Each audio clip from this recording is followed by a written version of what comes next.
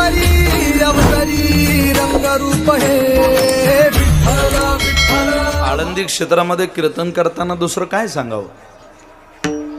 मला वाटत नाही या क्षेत्रामध्ये संत सोडून दुसरं काही सांगावं। या क्षेत्रामध्ये संत जीवनच सांगावं महाराज, कारण या भूमीने संत जीवनाचा काय प्रभाव असू शकतो हे मोठ्यात मोठ्या योग्यावर, मोठ्यात मोठ्या तत्ववेत्यावर, मोठ्यात मोठ्या राजावर या भूमीनेच दाखवून दिलेलं आहे। संताचा काय प्रभाव असतो हे देवाला सुद्धा दर्शवणारी हीच भूमी आहे। एक अलौकिक साम्राज्य संत जीवनाचं तुम्हाला अनुभूतीला येऊ शकतं।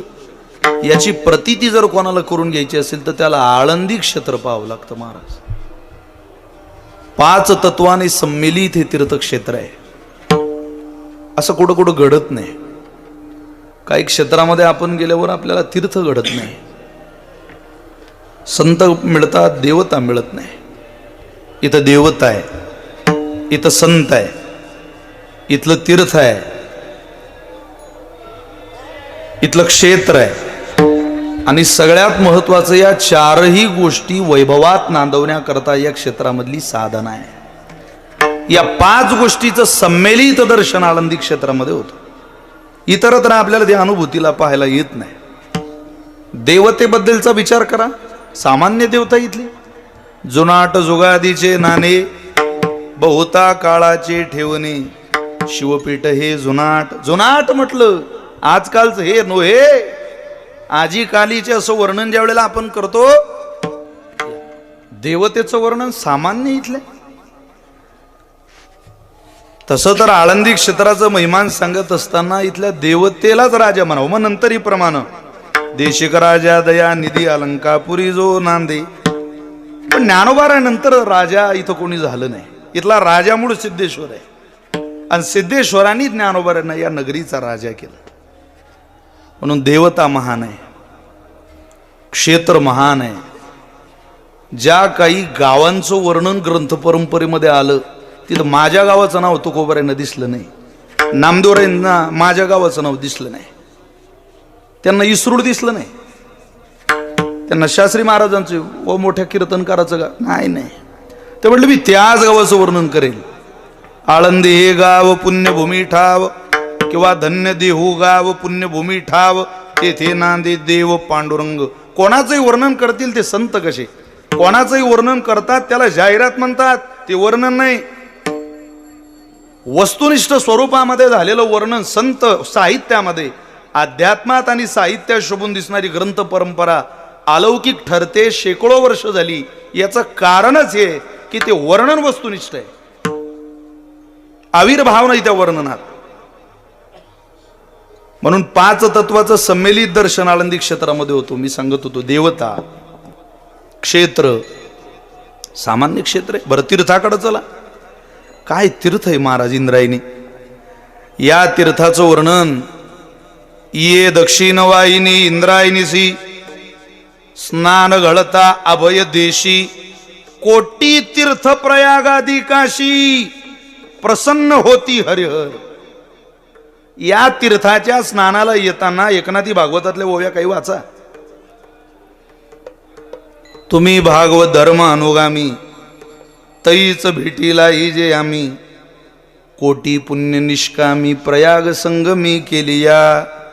नाथ महाराज म्हटले कोट्यावधी निष्काम भावनेनं पुण्य प्रयागासारख्या तीर्थावरती आम्ही केले, आणि त्या पुण्याईचा केलेला परिणाम आहे की आम्हाला ज्ञानोबारायासारख्या साधूचं दर्शन होत आहे, या भूमीचं दर्शन होतंय की ज्या भूमीतली माती सुद्धा कपाळाला बुक्का म्हणून लावली तरी जीवन शोभायमान होतं। इतकी सुंदर भूमी आहे।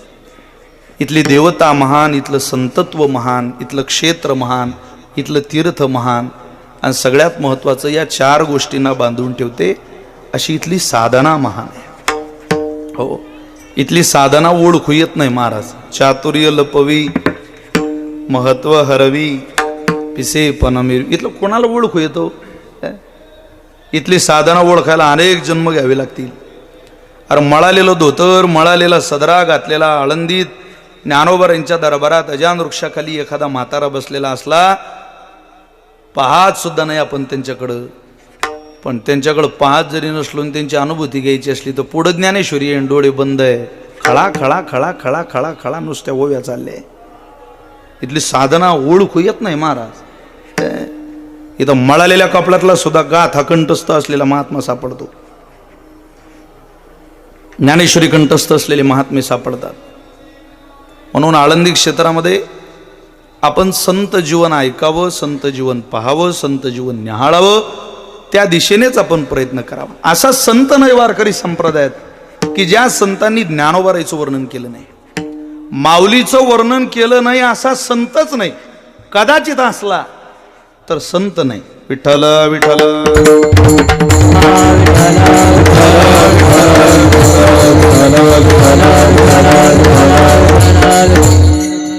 कारण वारकरी संप्रदायाचा विस्तार हा मैत्रीतून झालेला विस्तार आहे. मी धाडसानं बोलतोय आपल्यासमोर. ज्ञानोबाराने करून घेतला हा विस्तार. ही कीर्तन परंपरा, फड परंपरा, भजनाची पद्धती, हे सगळं ज्ञानोबारांचं दान आहे या महाराष्ट्राला.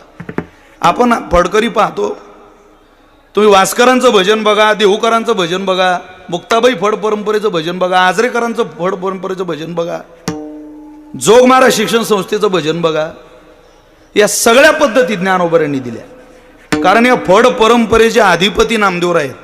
शिंप्याचा पोरयक खिडिया नामा, त्याने सतत फळ जागविला.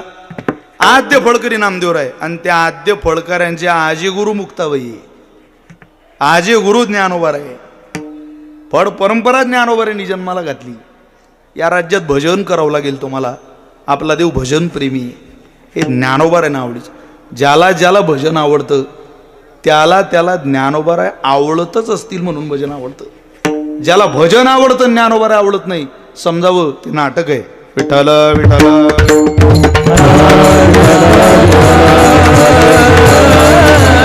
खरं कीर्तन म्हणजे भजन. या महाराष्ट्रात गायक अनेक आहे. गायकांवरती, त्यांच्या नावांवरती, त्यांच्या गायकीच्या उपासनेवरती PhD करता येईल इतके मोठे मोठे गायक आहे. पण ज्ञानोबाराय गाता येतील असं भाग्य ज्ञानोबारांनी या क्षेत्रात राहणाऱ्या गरिबाच्या लेकराच्याच पदरी घातलं महाराज. गायक अनेक आहे पण ज्ञानोबाराय तुकोबाराय नाही गाता येत. मृदंग वाजवणारे थोडे या देशात, पण थाप सुद्धा टाकता येत नाही ज्ञानोबाराय तुकोबाराय गायला लागल्यावर. पखावाज वादक बघा तुम्ही, या देशातले सर्च करून बघा. पण ज्ञानोबाराय गायला गरिबाच्या लेकराला ज्ञानोबारांनी ते दान पदरात घातलं. नामदेवरांना पुढं केलं. अट्टहास ज्ञानोबारांचाच होता की नामदेवरांना तीर्थयात्रेला घेतलं पाहिजे. जातच नव्हते ते, प्रेमानं सोबत घेतलं आणि गेले. अगोदर जात नव्हते आणि एकदा गेले तर सोडायला तयार नव्हते. समाधी सोहळ्याला यायच्या अगोदर काही प्रकरण मी वाचली, थोडंसं पाहायला मिळालं. मी भारावून गेलो असा प्रसंग पाहला. ज्ञानोबारांचा समाधी सोहळा झाला. अनु रेणू कसे उतरले, कोणी हात धरला, कसं पांडुरंग परमात्म्यानं ज्ञानोबारांना पाहिलं, कसं आई रुक्मिणीने पाहिलं, कसं इंद्रायणीचं तीर्थ आणलं, हे सगळं वर्णन नामदेवरांनी अभंगात केलेलं आहे महाराज समाधी सोहळ्याच्या. या वारकरी संप्रदायावर नाही हो, अख्ख्या सनातन धर्मावर उपकार करून गेले नामदेवराय. सनातन धर्मावर. वारकरी संप्रदाय म्हणजे छोटी होईल संज्ञा. सनातन धर्मावर ज्ञानोबारायसारखा महात्मा काही संप्रदायापुरता मर्यादित आहे का? एका संप्रदायानं पूजन करावं ज्ञानोबारांचं. अख्ख्या सनातन धर्मानं संतत्व म्हणून विश्वात कोणाला शोधायचं असेल तर ज्ञानोबारांकडे जावं लागतं. म्हणून त्यांना विश्व माऊली म्हणतात, कैवल्य साम्राज्य चक्रवर्ती म्हणतात. कोणालाही म्हणत नाही ते. समाधी सोहळ्याचं वर्णन केलं. समाधी सोहळा झाला आणि हा समाधी सोहळा झाल्यानंतर पुढची पांडुरंग परमात्म्याची वारी आली. सगळे संत वारकरी पंढरीला गेले. पंढरपूरच्या वारीचा नियम असा आहे, तिथं नामदेवरांनी कीर्तन करावं वाळवंटात आणि सगळ्यांनी ते कीर्तन श्रवण करावं, ऐकावं आहे की नाही. नामदेवराय कीर्तन करायचे पण रंगतच नव्हतं कीर्तन. रंग नावाची देवता कीर्तन देत नाही. रंग नावाची देवता आहे, तिला बोलावं लागतं, तिला आव्हान द्यावं लागतं. 17 पुराणांची रचना केलेले महर्षी व्यास असंतोषी होते सरस्वती नदीच्या किनाऱ्यावर. असारे संसारे विषय विषसंगा कुलदिया क्षणार्धन क्षेमार्धम पिपत शुकगाथा तुलसुदाम. जावं कुठं? 17 पुराणांची रचना करणाऱ्या महात्म्याने म्हणावं. तिथं नामदेवरायांची अवस्था झाली. नामदेवराय नाचत नाही, गात नाही. शेवटी वारकऱ्यांच्या तक्रारी यायला लागल्या. गेल्या वर्षी सारखं नाही झालं, गेल्या वर्षी चांगलं झालं. परमात्मा म्हटले, नामदेव महाराज जरा लक्ष द्या बरं का. यूट्यूब हे यूट्यूब वगैरे 1-1.5-2 वर्ष चालेल, तुम्ही ध्यान द्या जरा. तक्रारी तुमच्या रंगत नाही म्हणे.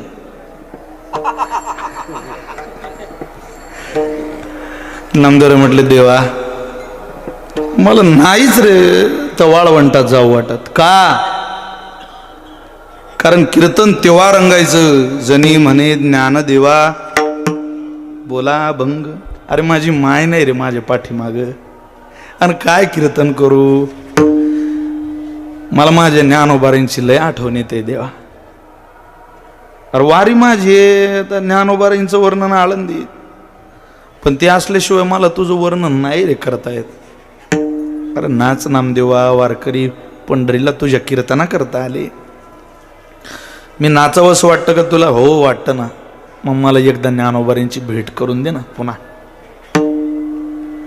समाधी घेतली. देणं देवा, अरे तुला काय अशक्य आहे? आणि दर्शन झालं तर श्री ज्ञान देवाचे मज दर्शन होईल साचे, तरीच मी वाळवंटी नाचे पंढरी. जर माझ्या माऊलीचं दर्शन मला झालं तर मी आण घेऊन सांगतो तुला, अरे थकेल तो वर नाचर वाळवंटात. फक्त माझी ज्ञान देव नावाची माय मला एकदा दाखव. सखा विरळा ज्ञानेश्वर नामयाचा जो जीवार, नामयाचा जो जीवार, नामयाचा जो जीवार.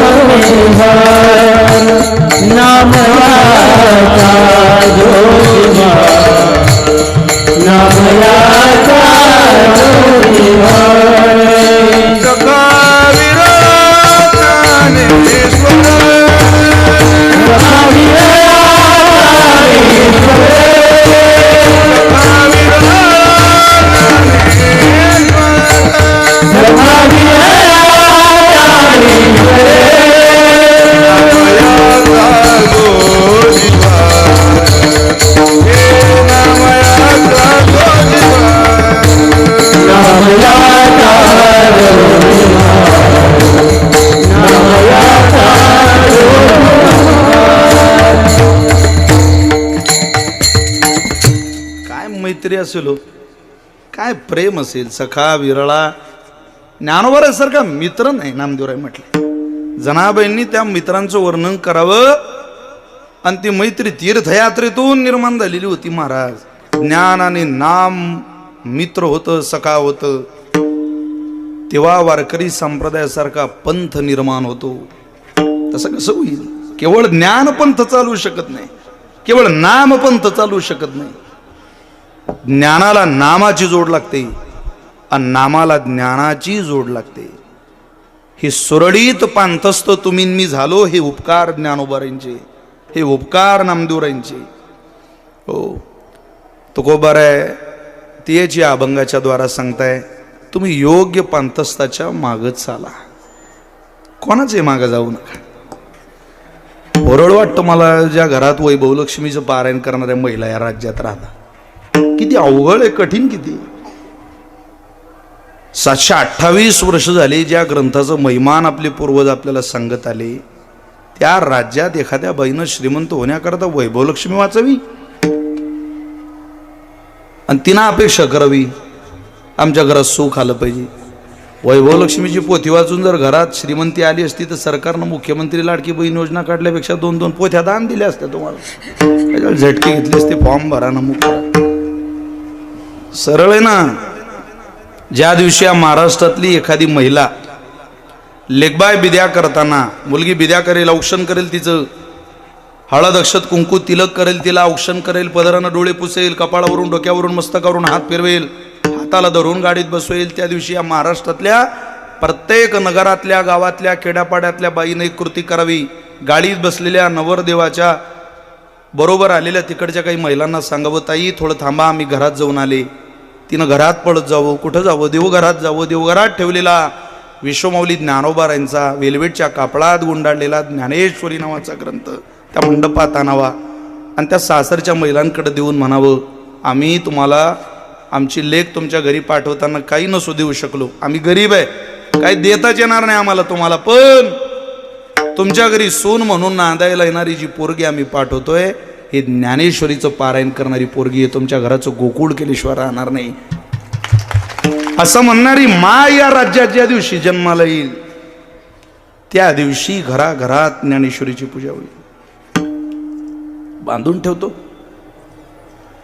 अरे आईच्या चोळीची गाठ बांधलेली काय कामाची? ती मोकळी केल्याशिवाय लेकराचं पोट भरत नाही. तशी तुमची माझी आई ज्ञानाई आहे. त्या आईकडेच कौशल्य आहे महाराज थकलेल्या जीवाला विसावा देण्याचं, दुसरं कोणाकडेच नाही.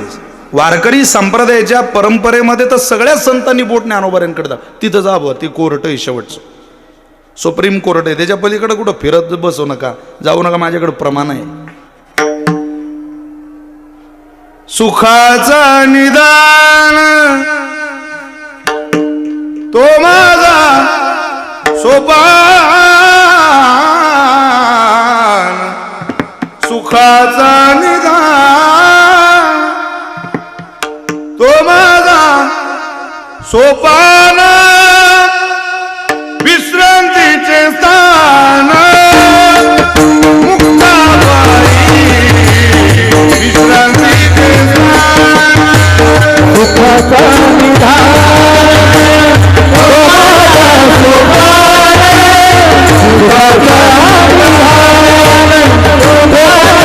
सोपान, सुखाचा निधान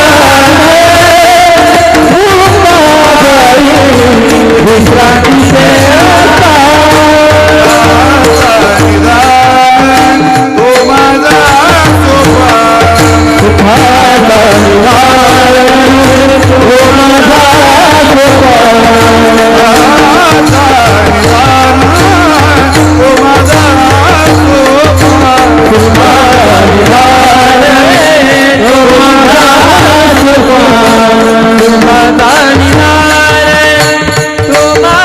सोपान, विश्रांतीचे स्थान, मुक्ताबाई विश्रांतीचे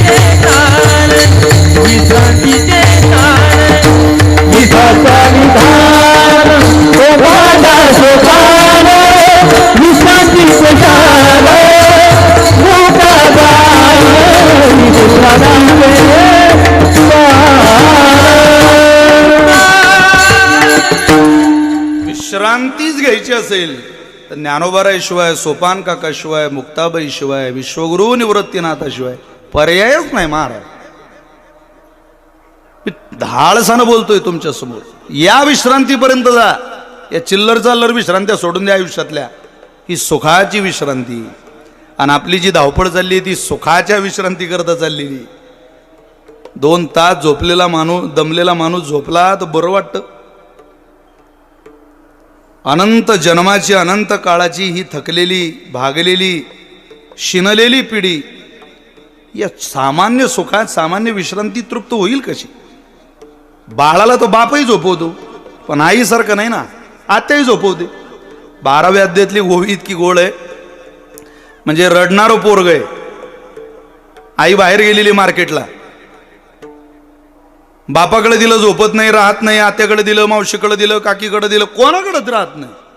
माय घरी आली, रडणाऱ्या पोराचा आवाज ऐकता बरोबर पिशवी फेकून दिली. आणि नवऱ्याला म्हणते, अहो जरा त्याला झोप आली, काही कळतं तुम्हाला? तो म्हणजे 2दा घातलं त्याला पाळण्यात, ते झोपत नाही, मी काय करू? ती म्हणे बघा कसं झोपतं ते. तिनं ते बाळ घेतलं आणि पाळण्यात घातलं. जगातली प्रत्येक आई आपल्या लेकराला झोपवताना एक विशिष्ट आवाज काढते, जो जगातल्या कुठल्याही असामान्य तत्ववेत्याला कागदावर लिहिता येत नाही. ते असं काहीतरी म्हणते,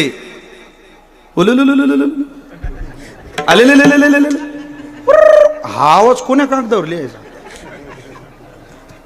लिहिताच येत नाही. ज्ञानोबा आहे त्या आवाजाला नाव काय देता बघा. त्या झोपवणाऱ्या बाईला ज्ञानोबा आहे म्हटले. 17 स्तन्य देशी अनुहाताचा हल्लरू गाशी, समाधी बोधे निज विषयी बुजावून. तो हल्लरू आईलाच गाता येतो महाराज. आईशिवाय दिले करू झोपू शकत नाही. तसं अनंत जन्माचं दुःख आयुष्यातून घालवायला हल्लरू गायला ज्ञानोबाच लागतील ना. ते काय सामान्याचं काम आहे का हो? ते ताकदीचा गाणारा लागेल, आपली माय लागेल. जन्म जिनं दिलाय ती आई. दुसरीची माय खूप दिसायला गोरी, अरे दुसरीची पण आपली माय काळी असेल पण अरे करंगुडी कापली तरी दुःख होतं. तिनं चरकन पोट फाडून घेतलेले का जन्माला घालताना? आई कशाला म्हणता? ती काळी असेल रंगानं पण तिच्या कासेतलं दूध आपल्याकरता अमृत आहे. तशी ज्ञानोबा आहे, तुकोबा आहे, आपली आई आहे महाराज. संत आपली मायबाप आहे. म्हणून त्यांच्या पाठीमागं आपण गेलं पाहिजे. तुकोबा म्हटले, इथं प्रत्येक जण प्रवासी आहे, तुम्ही कोणाच्याही मागं जाऊ नका. संत मार्गी चालती, तुम्ही त्यांच्या मागं जा. कोणाच्या मागं जावं कोणाच्या मागं जाऊ नये याचे खूप चांगले पुरावे. कोणाच्या जाऊ नये आणि कोणाच्या जावं. खरं मूर्ख स्वेच्छाचारी तार्किक अनुभव शून्य अगुणज्ञ मतस्थिरम तेषां पार्श्वम न गच्छयो न गच्छयो न गच्छयो. जाऊ नका या लोकांच्या मागं, हे त्रास देतील तुम्हाला. कोण? खरं. खरं म्हणजे गाढव. गाढवाच्या मागं जाऊ नये असं म्हणता. कुत्र्याच्या पुढून गाढवाच्या मागं जाऊ नये. मूर्ख, काय मूर्खाच्या मागं जाता? एकानं केलं तेच माणूस करत बसतो. सध्या मूर्खाच्या मागं प्रवास करणारी इतकी टोळी जन्माला आली,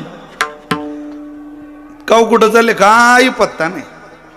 बरं ओरिजिनल मूर्ख, बरं तरुण तरुण पोरं. एखादा ट्रेंड निघाला बघा ना ते व्हॉट्सअपला मागं, ते काय एकानं फोटो टाकला की तेच माय सेल्फी, तर तेच यायचं व्हॉट्सअपला आणि फेसबुकला. कायच करा. जोडीदाराचा एकानं फोटो टाकला, माझा जोडीदार, अख्ख्या जोडीदारांचेच फोटो. काय करा. तुम्ही एखाद्या बसस्टँडवर रिकामपण काढून वेळ काढून बसा. मी त्या बुलढाणा जिल्ह्यातलं मोताळा नावाचं बसस्टँड आहे, तिथं बसलेलो होतो. म्हणजे लोक पोरं कम्प्युटर टेक्नॉलॉजीच्या युगातले कोण्या जगात जीवन जगता ही शंका आहे. मी बसलेलो त्या बसस्टँडवर आणि एक नवीन जोडपा आला, असं हातावर मेहंदी काढलेली. हो, मी त्यांना पाहिलं, म्हटलं हे नवीन आहे, आपण आता जुने झालो, ते जागा दिली पाहिजे. मी उठलो आणि मागे गेलो, तिथं पंखा बिंखा होता. शक्यतो बस स्टँडवर 1-2च पंखे चालू असतात, पंखे खूप असले तरी तो चालू होता. मी उठलो मागच्या लाईनमध्ये बसलो. असे समोर समोर होते ते 2-4 ते आले, 2 जण बसले आणि ते झाल्या ना त्यांच्या गप्पा चालू. ती मुलगी म्हणे, तुम्हाला माझ्या डोळ्यात काय दिसतं?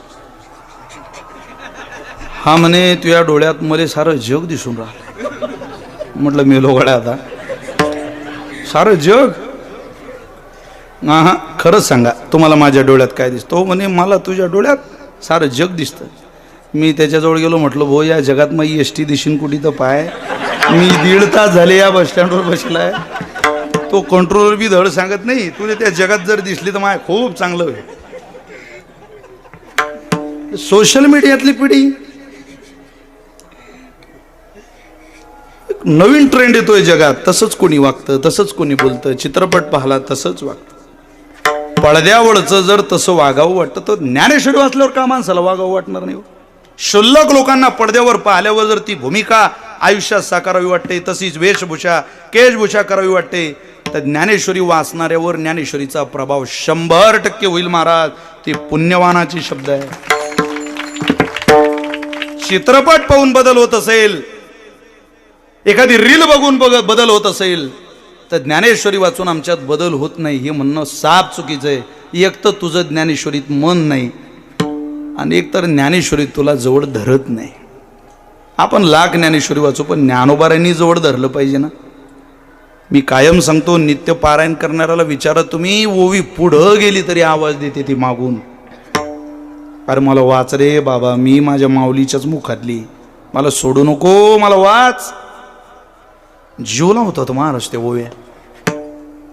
तुम्ही अभंग वाचा, ओव्या वाचा, मागून आवाज देता. तर काय मूर्खाच्या मागं प्रवास करायचा. खरं मूर्ख, स्वेच्छाचारी. स्वेच्छाचारी म्हणजे मी म्हणेल तेच खरं, असा एक जगात वर्ग आहे. अशा लोकांच्या मागं जाऊ नये. त्यांना शास्त्र आधार नसतो, पुरावा नसतो.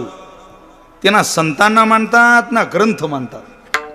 कुठलं तरी आपलं काढायचं आणि जगापुढं मांडायचं. जग मान्यता देतं म्हणून तो मोठा आहे असं कसं होत. अरे आधार पाहिजे ना काहीतरी. स्वेच्छाचारी, मी म्हणेल तेच. नाथ महाराजांचा निर्देश आहे, पंथ ते चुकले आपुल्या मतीचे, पंथ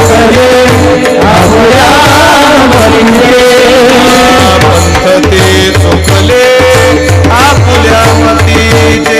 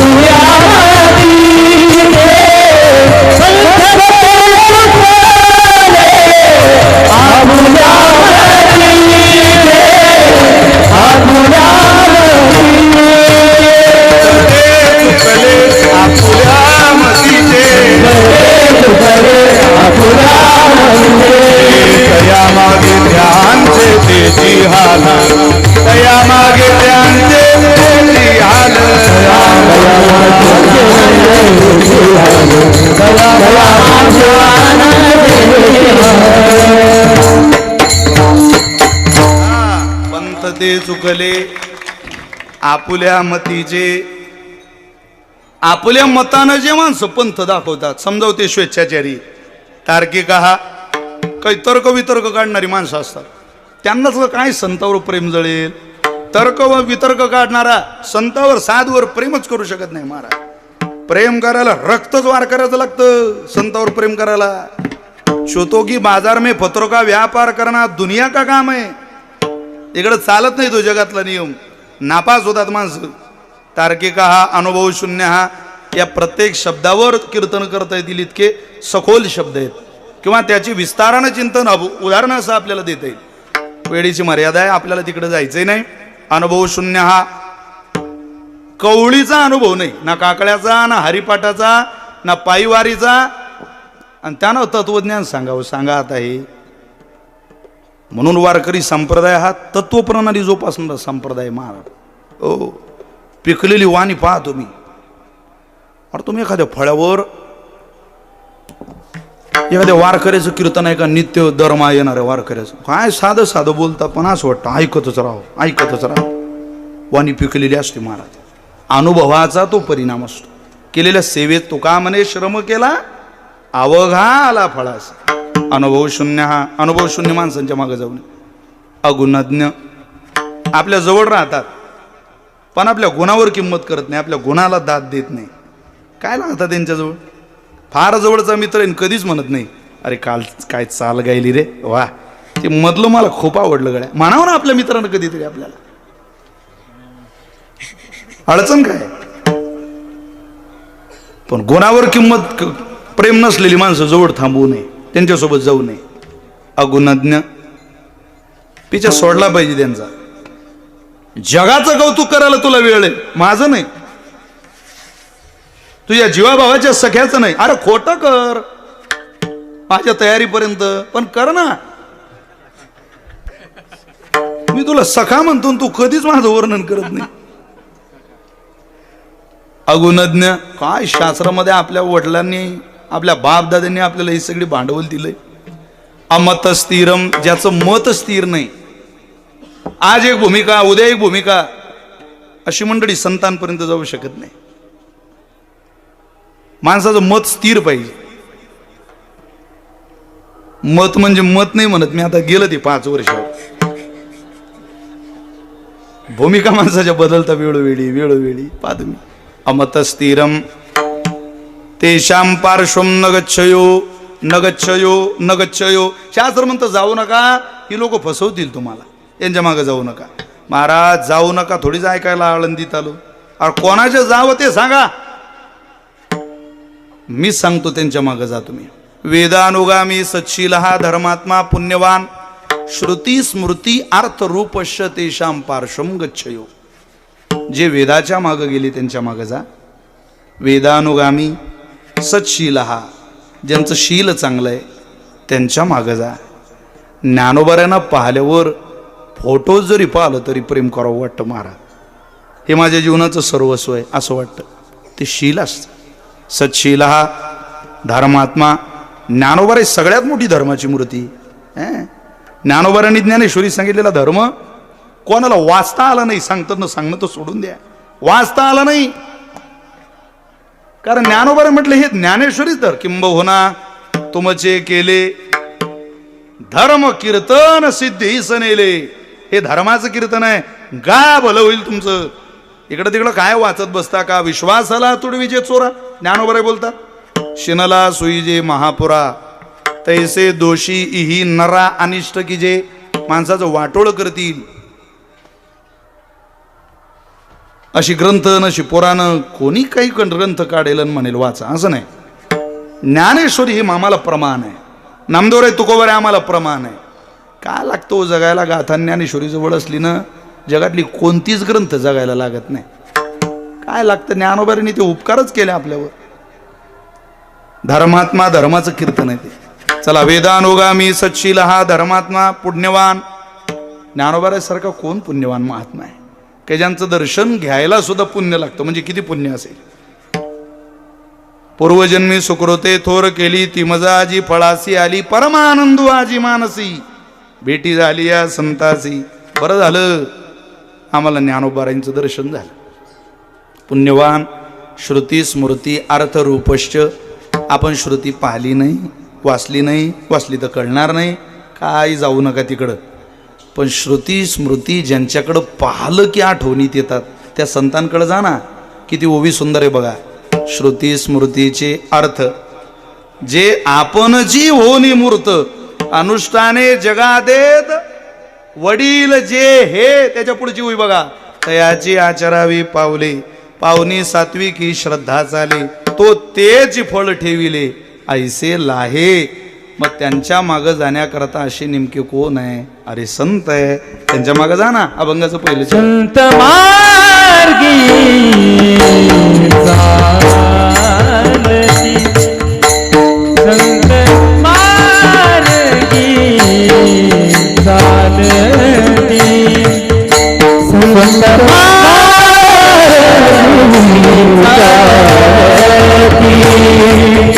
चालती, संत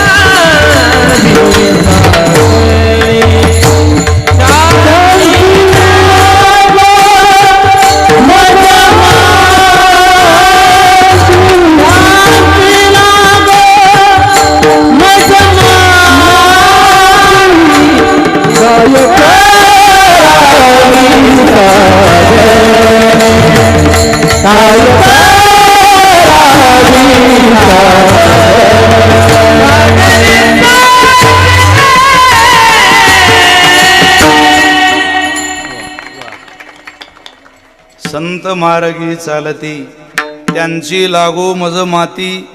त्या संत ज्या वाटेनं गेले, यद्यदाचरते श्रेष्ठा तत्त देवे तरोजना सहित प्रमाणम कुरुते लोकस्तदनुवर्तते. त वडील जे जे करती तया नाम धर्म ठेविती. तेची अनुष्ठिती सामान्य सकळ जा. बाबो, ही सुलभ वाट ज्ञानोबाऱ्यांनी तयार केली.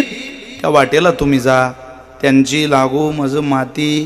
अरे माती जरी मिळाली तरी तुमचं कल्याण होईल, भलं होईल. तुकोबाऱ्यांनी काय गोड वर्णन केलं अभंगामध्ये.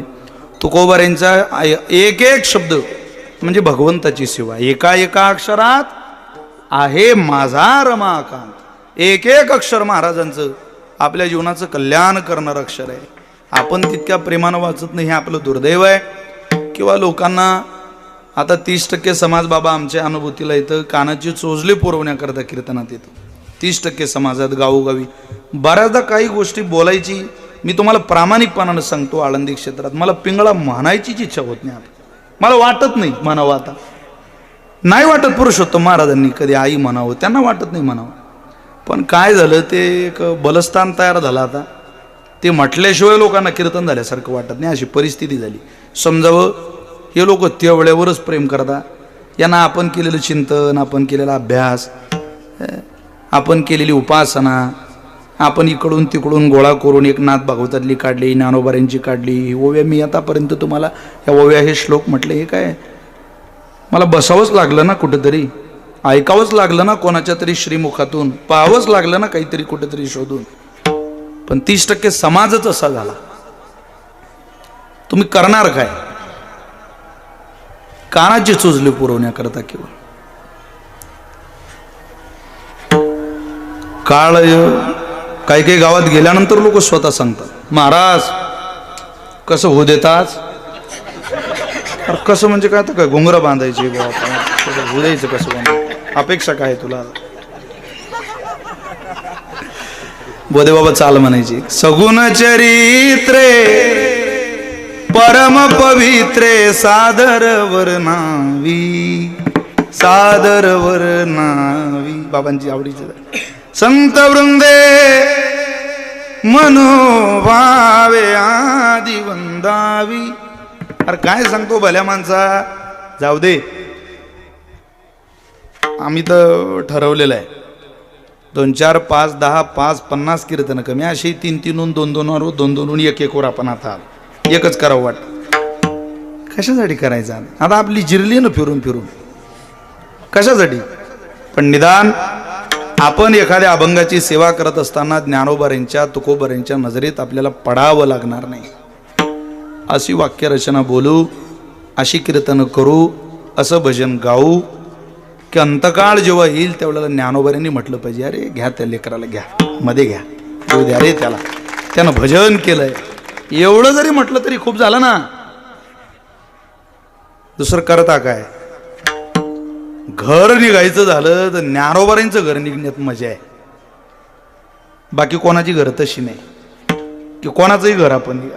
ज्ञानोबाऱ्यांचं घर त्यांची लागू मज माती. आळंदीत ज्ञानोबाऱ्यांच्या दरबारात झोपलेलो कुत्रं सुद्धा निवांत झोपलेलं असतं महाराज. इतके लोक त्या विनेकरार जोडून जातात विना मंडपात दर्शन करू जाग सुद्धा येत नाही त्याला. तर म्हणतं घे तुला घ्यायचं त्याचं दर्शन मी आपला सुखे मी निजवलो गा शून्य सारो नि तेथे त्रिकूट शिखरी गा दान मिळे आहे ती. आम्हाला काय गरज आहे. ज्यानं देवावर ओझं घातलं ना बस संपलं त्याला माहिती आहे. आंधळे पांगळे पण आंधळ्या पांगळ्याचा एक विठोबा दादा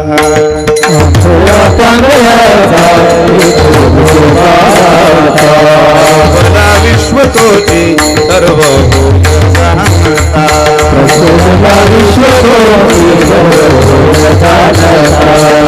थोडी गेला मात्रे पाप संचिता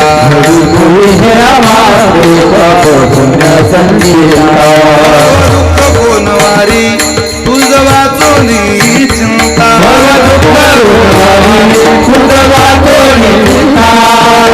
राजा तुझा तुझी पाळू राजा जानसी दिवचे गा सांगता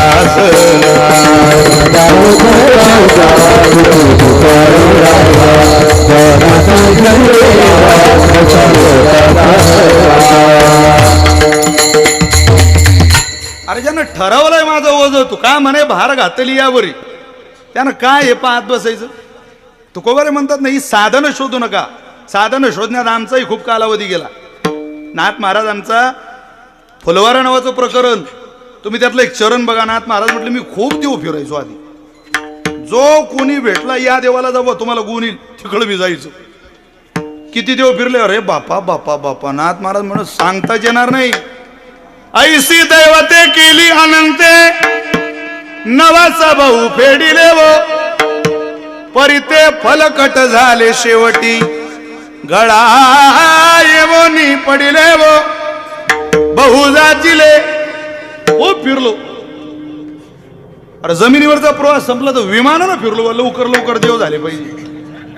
बहु जाचिले दुःख भोगिले चौदेशी व्यापिले शेवटी झाले मी उदास सोडिली आस धरली कास पंढरी पाऊन जीव हर्षला तुझ मी फुलवरा बांधिला फुलवरा बांधिला तुझ मी फुलवरा बांधिला फुलवरा बांधिला तुझ मी फुलवरा बांधिला फुलवरा बांधिला तुझ मी फुलवरा बांधिला फुलवरा बांधिला फुलवरा बांधिला फुलवरा बांधिला जीव हर्षला तुझ मी फुलवरा बांधिला फुलवरा बांधिला तुझ मी फुलवरा बांधिला फुलवरा बांधिला तुझ मी फुलवरा बांधिला फुलवरा बांधिला तुझ मी फुलवरा बांधिला.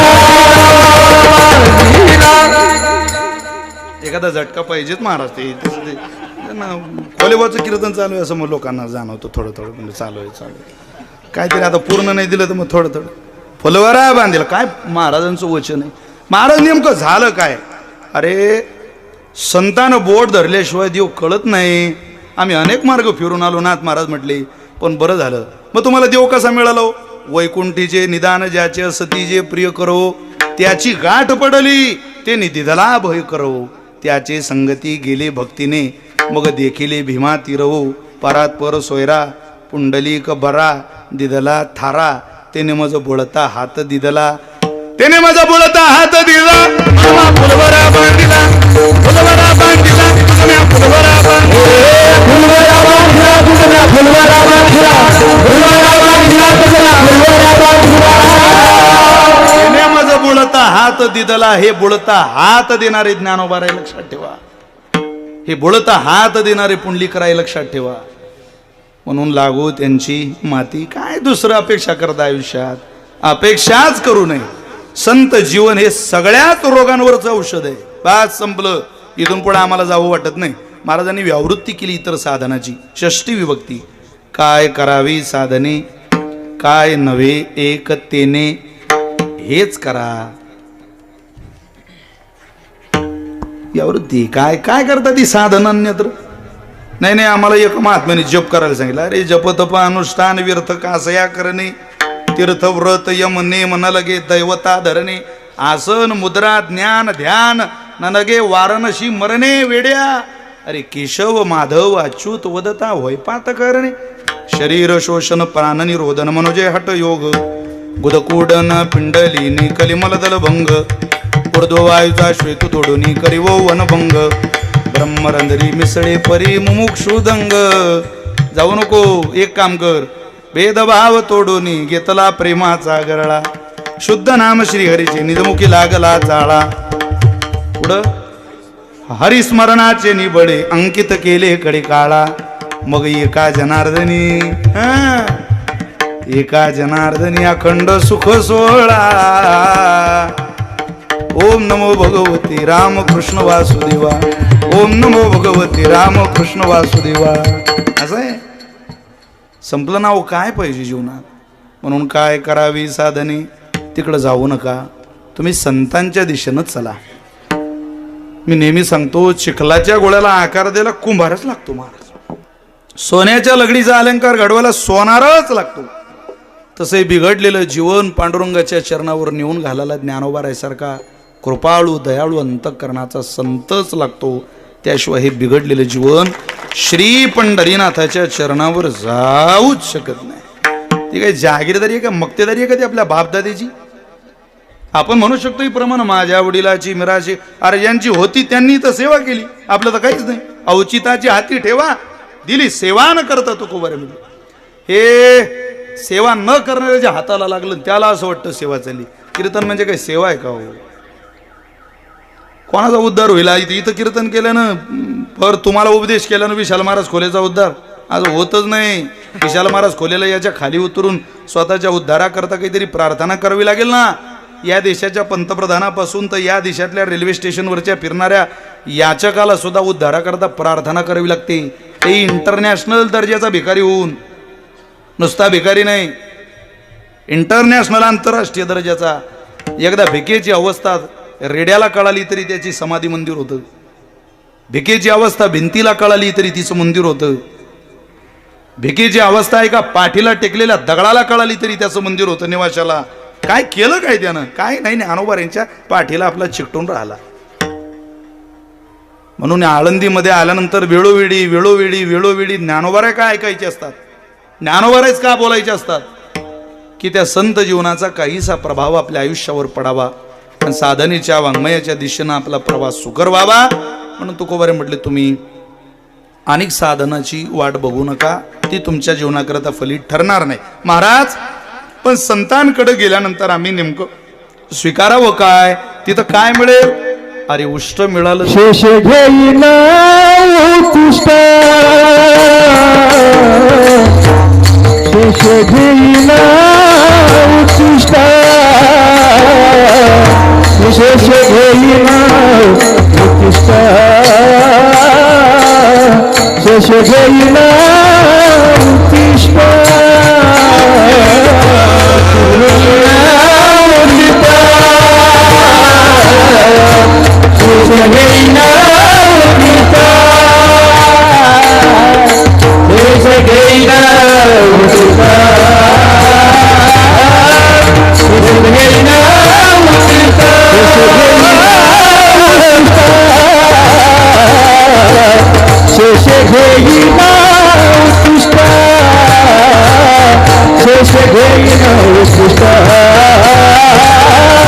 धनीवरी पोट.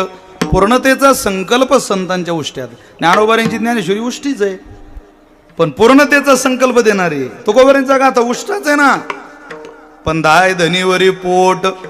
बस काय करावे साधने काय नवे एकतेने.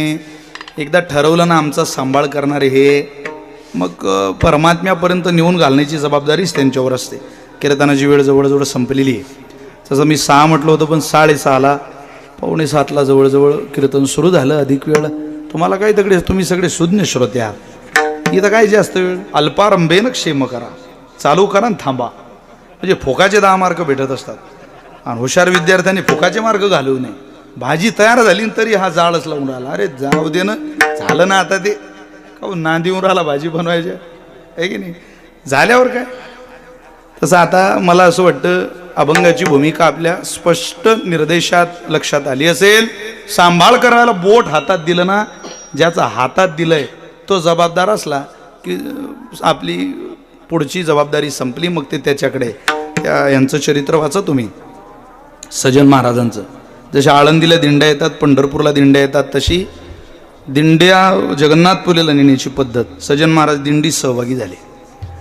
चाललेल्या दिंड्या, भजन चाललेलं. आता आमच्या मुक्ताबाईच्या पालखीत असे नियम आहे. काही ठिकाणी गावं छोटे माणसं जास्त, वारकरी वाटले जातात.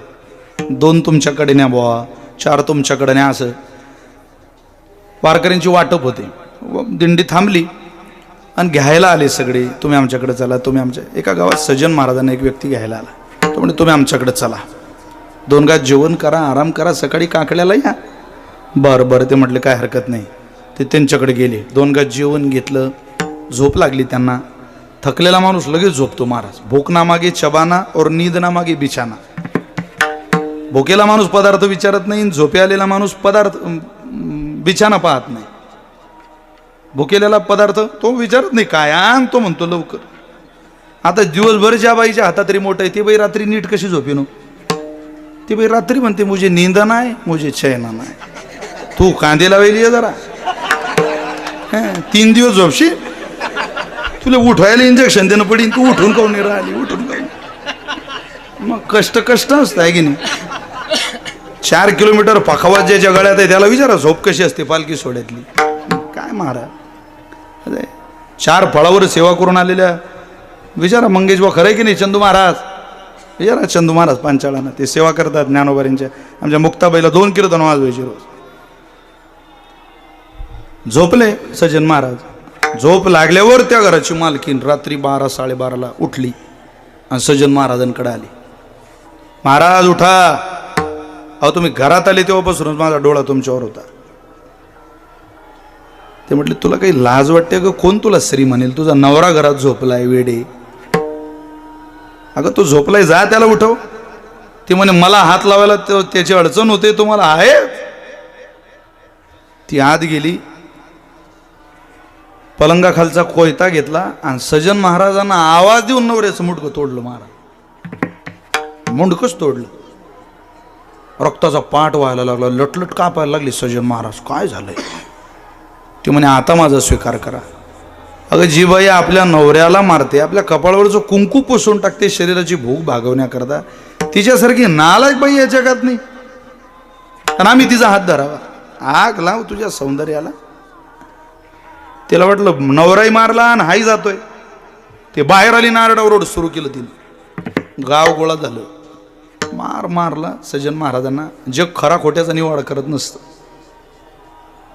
जग न्यायाधीशाच्या भूमिकेत न्याय देऊन मोकळं होतं.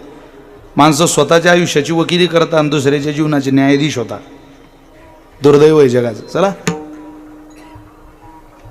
राजाकडे नेलं, सांगितलं याने असं असं कृत्य केलं. ते म्हटले गड्या पाहून काही वाटत नाही त्याच्याकडे. हात पुढं कर सजन. मी राजा आहे, मला नाही विलाज आहे माझा. हात पुढं केला आणि हात तोडून टाकला. दुसऱ्या दिवशी दिंडीत सहभागी व्हायचं होतं. हात नाही, रडत होते सजन महाराज. कर्म चुकलं असतं, झालं असतं तर काही हरकत नाही म्हणे, पण काहीच केलं नाही गाड्या. तरी आपल्याला असा त्रास होतोय. पण सोन्याला परीक्षा असते महाराज.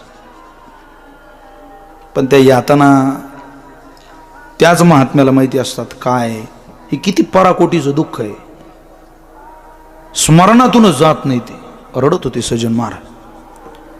त्रास या हात तोडल्याचा होत नव्हता. हात तोडल्यानंतर दिंडी सहभागी झाल्यानंतर ते भजन करणारे जवळ सुद्धा चालू देत नव्हते. मागवा मागवा.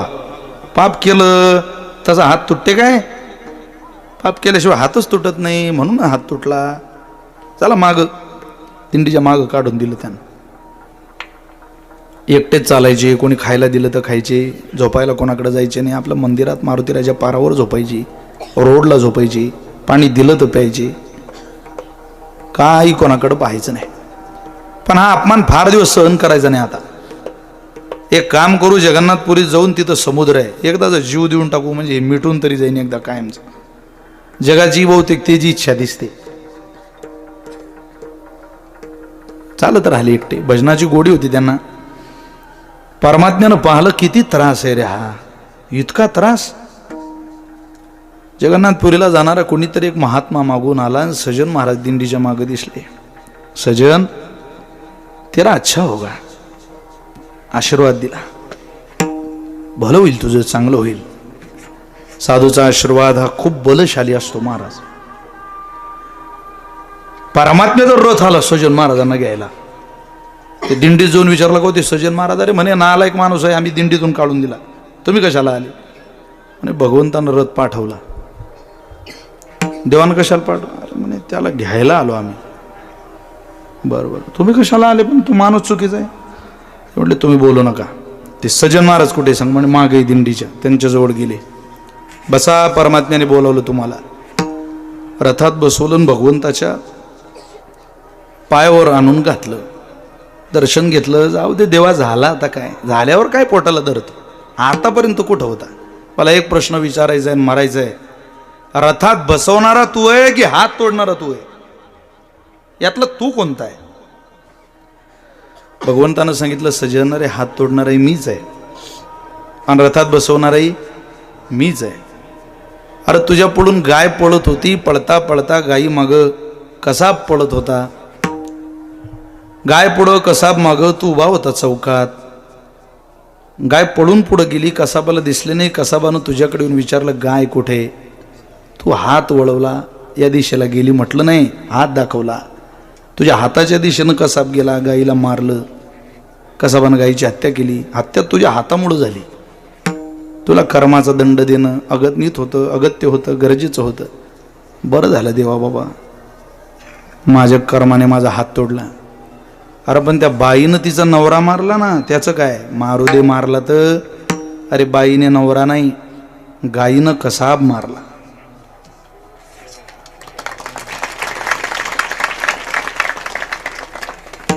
वा, इकडे बैस माझ्या मांडीवर.